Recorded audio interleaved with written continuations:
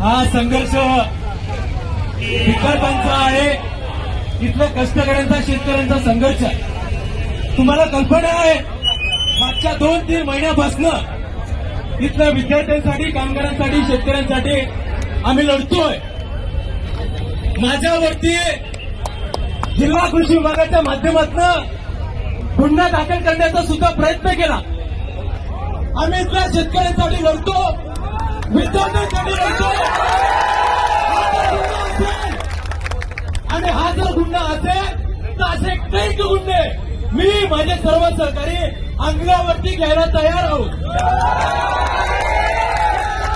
या मोदी सरकारला, या फडणवीस सरकारला भिणारी आमची शेतकऱ्याची औलाद नाही.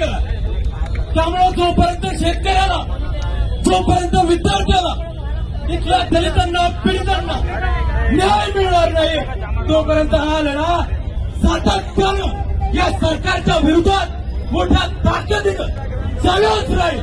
त्यामुळे तुमच्या सहकार्याची गरज आहे. एवढ्या मोठ्या संख्येनं तुम्ही आलात, मायबाप जास्त बोलणार नाही. त्यामुळे तुमचा आभार मानतो. या विद्यार्थ्यांच्या, कामगारांच्या, शेतकऱ्यांच्या लढ्याला आपण ताकद दिली आणि सोनम वांगचुक यांचं दिल्ली या ठिकाणी जे आंदोलन सुरू होतं, त्या आंदोलनाला तुम्ही खऱ्या अर्थानं आज बळ दिलं. यवतमाळ ही क्रांतीची माती आहे. यवतमाळ ही आंदोलनाची माती आहे. यवतमाळ ही कॉटन उत्पादक शेतकऱ्यांची माती आहे. अरे यवतमाळाची माती आहे की जगाच्या पाठीवरती सर्वाधिक उत्तम दर्जाचा कापूस पिकवणारी माती आहे. त्यामुळे पुण्याच्या बापाला घ्यायची गरज आहे.